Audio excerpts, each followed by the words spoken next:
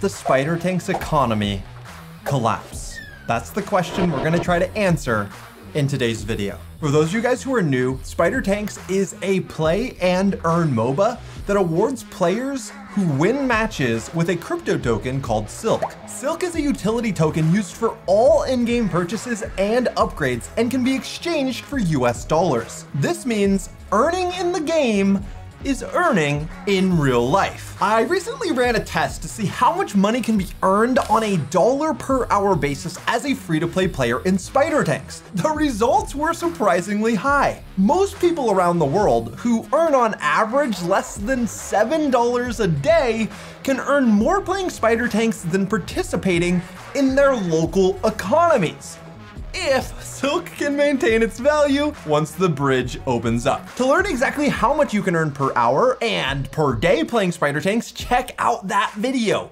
linked on the screen now and in the video description. The next big question is, well, how sustainable is the Spider Tank's economy? And is it going to crash just like every single play and earn game before it? Axie Infinity is the perfect example of an unsustainable earning economy. And I think it's important that we look at what caused Axie's economy to fail in order to help us determine whether or not Spider Tank's economy has a chance to succeed. Now, the biggest thing that led to Axie's failing was inflation. There was insane inflation of the number of earnable Axies that could earn SLP, and that led to an infinite growing inflation in the amount of SLP as well. This brings us to part one of this video. Is the Spider Tank's economy different? And the answer is that thankfully it's very different. Spider Tank's economy was engineered by a team of full-time economists, not a bunch of young crypto enthusiasts like in Axie Infinity's case. So let's go over these main differences. The first main difference is controlled Silk inflation. Silk is paid out from a daily pool of decreasing Silk payouts. That means that there's less Silk per player as the number of players grow. The Spider Tank's white paper says that, quote, the distribution of Silk at the end of the day is governed by the victory to points Silk ratio for that day, in turn informed by the amount of victory points accumulated by each participant as well as the current supply and demand for Silk. This mechanism is introduced in order to implement a soft cap on the amount of Silk circulating both in the Spider Tank's economy and beyond. Silk will always be the only currency in the Spider Tank's ecosystem, and as that ecosystem grows in size, supply will not increase in kind. Silk output is thus designed to become scarcer over time. This is the complete opposite of Axie Infinity and the way that SLP worked, although I will note that since they implemented version 2 of Axie Infinity and runes and charms, which people don't like that much, but it has forced the SLP burn rate in Axie Infinity to actually surpass the inflation rate. So now we actually have the total amount of SLP going down, which is kind of bullish. We'll see what happens there.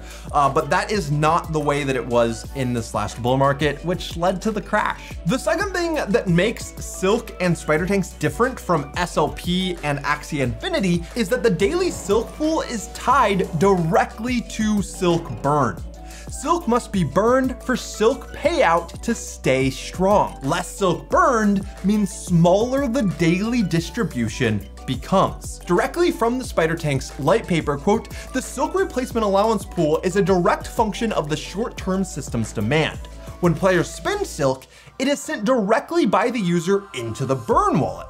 A given day's burn is tracked to determine the size of the following day's Silk replacement allowance mint allocation. Or in other words, the amount of Silk paid out one day is directly based on how much Silk was burned the day before. Later on, the white paper continues, quote, as the circulating supply of Silk trends towards the soft cap of 100 million, the victory point to Silk ratio approaches 0, meaning at some point in the future, rewards will tend towards 0 as well, if there is no Silk spent in the game. A third way that the Spider Tank's economy is different from Axie Infinity is the requirement to hold Silk in the future in order to maintain a high honor score and earn in the future. Right now, when everyone is burning silk to level up tanks, reroll upgrades, buy bolts and cores and whatever else, silk payouts will stay strong. I personally have been spending everything I earn to level up my own tanks. But what happens when all the whales have their tanks fully upgraded? What will they start doing with their silk when they no longer have things to spend on? Well, this is what the white paper states. Quote, consumables to provide in-game buffs and benefits during play, cosmetics to allow players to make their tank truly stand apart from the rest, a fully integrated land and factory system that will allow players to receive components in game may all be added at a later date to ensure the utility of silk stays strong. This is pretty bullish. The white paper continues, quote, as the Spider Tanks ecosystem becomes more robust, players will be required to hold silk in their wallet or treasure chest in order to power their victory point potential for a given day. The amount of silk a player must hold is determined by a dynamic silk power multiplier.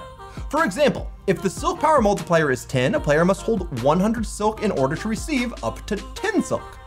The held silk is not used up in any way and can continue to power the player's reward generating ability provided they continue to hold it. Silk power will kick in after a given amount of rewards are issued, meaning every user will be able to receive a base amount of rewards before requiring silk. Note that in addition to silk held, silk spent in the store by the user in the previous day will be counted as silk held on the next day as a bonus. My thoughts on this are conflicted. On one side, requiring that people hold silk in order to earn more silk is definitely going to help with the maintaining of silk value.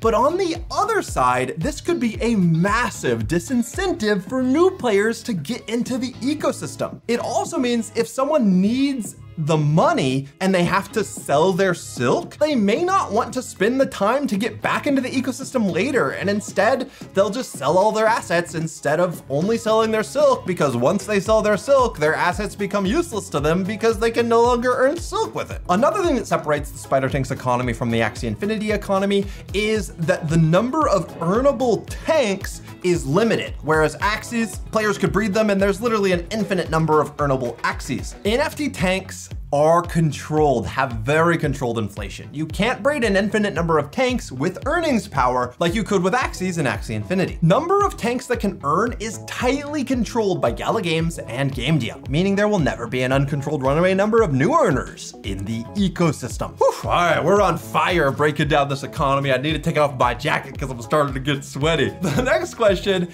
is there fun gameplay to keep players coming back? Because what we learned with Axie Infinity is that once the earnings went away, a significant portion of the player base had no desire to play the game just for fun. They were there only for earnings. I hate this job. I hate this goddamn job and I don't need it. Is Spider Tanks gonna be the same, or is it actually a fun game that can maintain a player base even without the Web3 component? If there are players who want to spend silk, silk will always have value and payouts will stay strong. But the only way for there to be players who want to spend silk is if there's players who want to play the game. If there aren't players who want to spend in the game, silk won't maintain value. It doesn't matter how fancy the economy is set up. The next thing to keep in mind is that the economy will be adjusted over time. According to the white paper, the price of upgrade components purchased in silk may change over time as silk becomes more rare. Things like victory point to silk ratio may also be adjusted over time to ensure the Spider Tanks economy maintains balance. Now let's move to part 2, which can be thought of as how Spider Tanks is not different from Axie Infinity and some of the things that could cause this economy to collapse. Before I talk specifically about how Spider Tanks is the same as Axie Infinity in some ways, I need to mention the biggest thing that could cause silk to lose value in the short term. And that is something I mentioned in the intro, which is that the bridge from Jiri Chain, which is Gala Games layer 1 blockchain, to Ethereum is non-existent so far. It has been built, but it is currently being tested with ultimate scrutiny. If you guys remember, one of the things that was kind of the nail in the coffin for Axie Infinity's mainstream popularity was when the Ronin bridge to Ethereum got hacked and North Korea stole hundreds of millions of dollars from Axie Infinity players. This kind of destroyed trust and is one of the biggest reasons why a ton of funds were removed from Ronin. People sold their everything and they just left. They were like, this is BS. So Gala Games wants to really make sure that the bridge from Jiri chain to Ethereum has ultimate security. So they are currently getting it tested by a ton of different companies, which makes sense. But while it's getting tested for exploits, players who are earning silk in the game can't sell their silk. Right now on Jiri chain, you can use your silk to buy stuff in game and stuff. So you can use your silk, but there's currently no Jiri marketplace. There's no Jiri DEX. This means that silk that players are earning is either getting directly reinvested into the game, that's what I'm currently doing right now, or players are just holding it and letting it stack up in their wallets to dump later once the bridge opens. So this is gonna be the first, the biggest, and one of the scariest tests.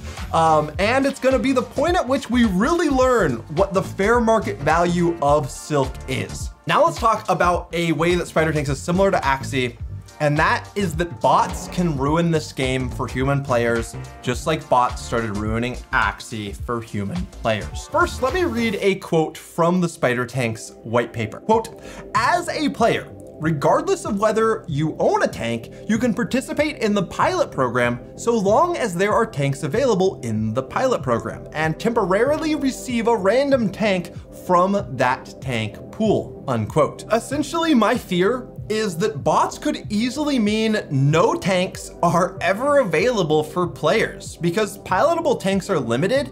If bots start clogging up the system, it might be near impossible for a free-to-play player to find a tank to pilot when queuing up, meaning it will become nearly impossible for a free-to-play player to earn silk for free playing Spider Tanks. Currently, it seems like the number of tanks that are in the pilot program compared to the number of players who want to use these tanks as free-to-play players is pretty even, and I can normally find a game like a queue up, it takes like 3 minutes or something max, so right now it's fine. But if silk actually starts becoming more valuable once the bridge unlocks and people can start cashing out money, if bots start pouring into the ecosystem, that could be horrendous for the economy and the free-to-play experience. What would this mean for tank owners? Thankfully, this wouldn't necessarily hurt tank owners that much initially, as tank owners can still play and earn with their own tanks, and their rented tanks are gonna continue to get used. They're just gonna be getting used by bots instead of players.